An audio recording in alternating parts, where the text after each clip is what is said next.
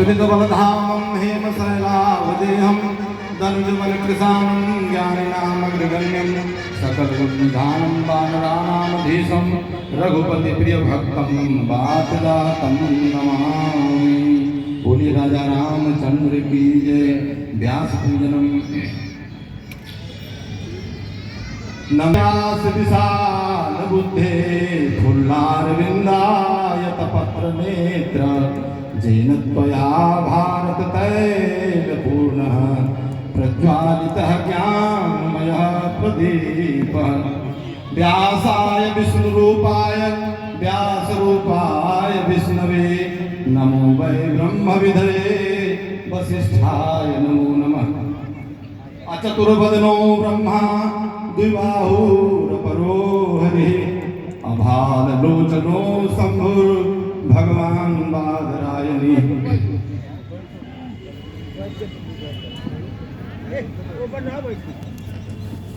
रामचंद्र की जय। मंच पर महाराज जी विराजमान हो चुके हैं। अब आगे का कार्यक्रम हम लोग दीप प्रज्वलन के लिए तैयारियां हो चुकी है। अब मैं दीप प्रज्वलन के लिए आमंत्रित कर रहा हूं मंच पर आने के लिए शिव मुनि उदासीन बाबा शनि धाम मंदिर बाढ़ से प्रोफेसर नरेंद्र दुबे जी से आग्रह है कि आप मंच पर आएं।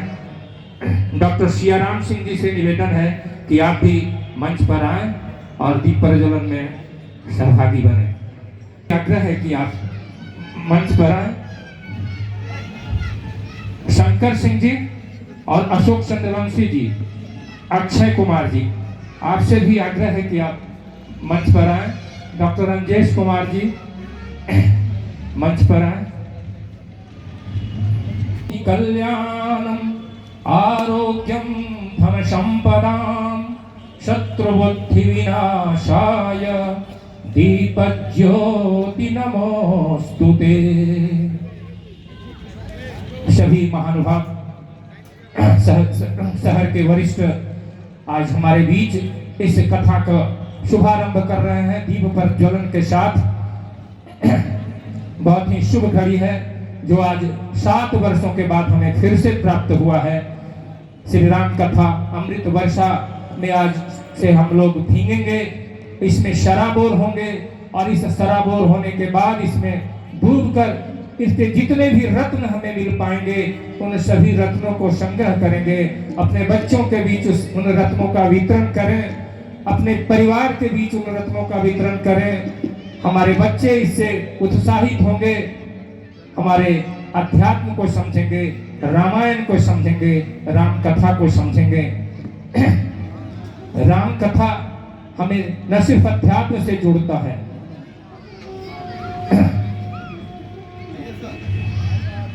अब हमारे मुख्य अतिथि हमारे श्रीमद महाराज जी के गले में सामूहिक रूप से हाथ समर्पित कर रहे हैं। बोले श्री सुधीर जी महाराज की जय। परम पूज्य सुधीर जी महाराज की, परम पूज्य सुधीर जी महाराज की। क्रमबद्ध लाइन से पंक्तिबद्ध रहेंगे तो ज्यादा वक्त तो नहीं होगा, समय अपने साथ है।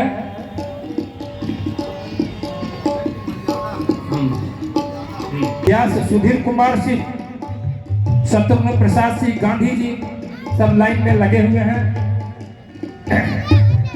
उमा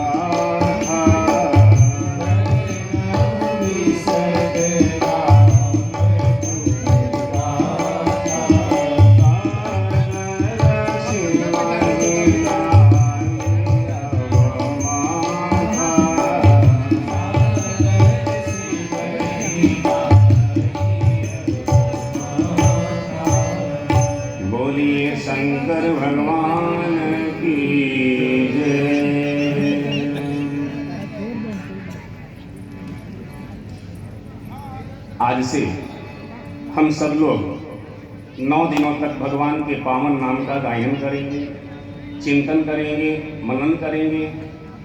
इसका गायन क्यों करें? क्योंकि शंकर जी को बड़ा प्रिय लगता है। हम सभी उमानाथ की धरती पर बैठे हुए हैं और भगवान शिव को श्री राम कथा बहुत प्रिय है, इसलिए हम सब लोग इसका गायन करें, चिंतन करें। जब गोस्वामी जी ने रामचरितमानस लिख दिया तो लोगों ने प्रश्न किया कि हम भगवान का गायन कैसे कर पाएंगे, हम भगवान के पास कैसे पहुंचेंगे? बोले क्यों? बोले भगवान की शर्त है कि निर्मल मन जन सो मोहि पावै।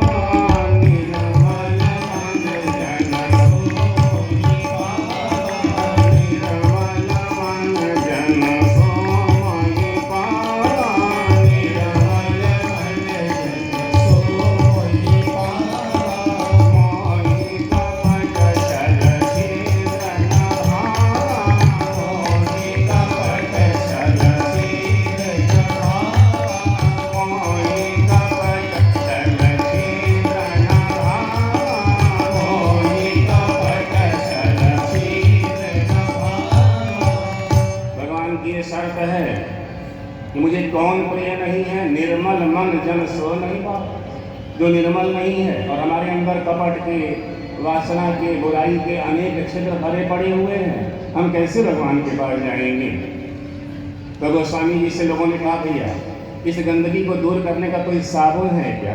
बोले हाँ है। तो बोले कौन सा साबुन है? तो गोस्वामी जी साबुन बता रहे हैं। रघुवंश भूषण चरित नर कहाहि सुनहि जे गावहि। परिणाम क्या होगा? कलिमल मनोमल धोई बिनु श्रम राम धाम सिधावहि। कलिकाल की गंदगी को धोने के लिए ये भगवान की कथा साबुन है, इससे आप अपने शरीर को धो सकते हैं। कई बार लोग शिकायत करते हैं महाराज जी मन शांत नहीं रहता। तो भैया मन कभी शांत नहीं रहेगा, ये मन शांत हो ही नहीं सकता है। और ये शांति किसी मॉल में नहीं मिलती, किसी बाजार में नहीं मिलती, किसी साधु महात्मा के आश्रम में नहीं मिलती, किसी स्वामी जी के आशीर्वाद से नहीं मिलती। बात थोड़ी अटपटी लग रही होगी, लेकिन अगर स्वामी जी के आशीर्वाद से शांति मिली होती, स्वामी जी खुद अशांत नहीं होते। इतना झगड़ा आज इन कर्मचारियों के यहाँ दिखाई देता है, ट्रस्टियों का झगड़ा, पड़ोसियों का झगड़ा, भक्तों से झगड़ा, कब्जे का झगड़ा, जमीन का झगड़ा। इतनी अशांति वहाँ है, वो खुद जला हुआ बैठा है, आपको क्या आशीर्वाद देगा?